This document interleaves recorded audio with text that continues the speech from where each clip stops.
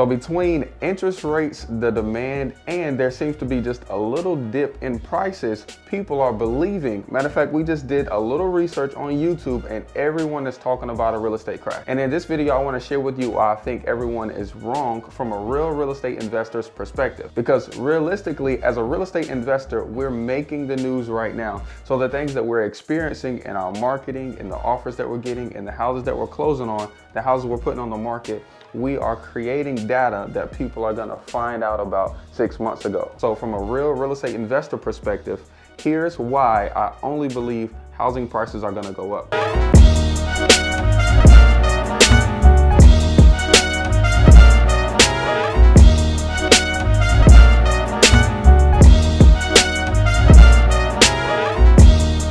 Number one, in the last 30 days, bank average interest rates have gone from 8% to 7.5%.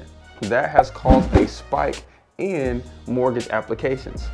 I think we all know that when interest rates go down, especially what happened in the last couple of years, when the price of money is cheaper, then more people are willing to borrow. Now, when more people are willing to borrow, that means there's more competition in the marketplace. Because one of the basic things we learned in microeconomics freshman year in college was that the more demand, the more demand there is and the less supply that it is, the higher the prices will go. Now, if you'll go and ask your local realtor how many properties are currently on the MLS, you will be able to kind of see where supply sits. Like I said, supply is a huge determining factor about how the market is doing.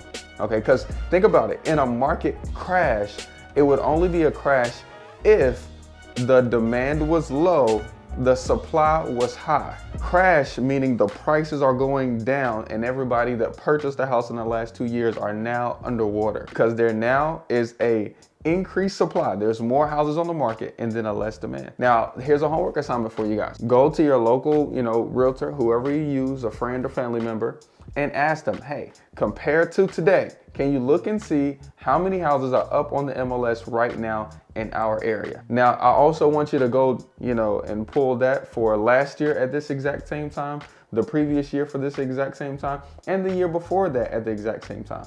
And I think you guys will see like a commonality that right now, the supply of houses that are on the MLS are still at an all-time low. Now, for example, here in our county, here in our county, we have 5 different counties with about 1.8 million people. We only have about 2,400 houses on the MLS right now.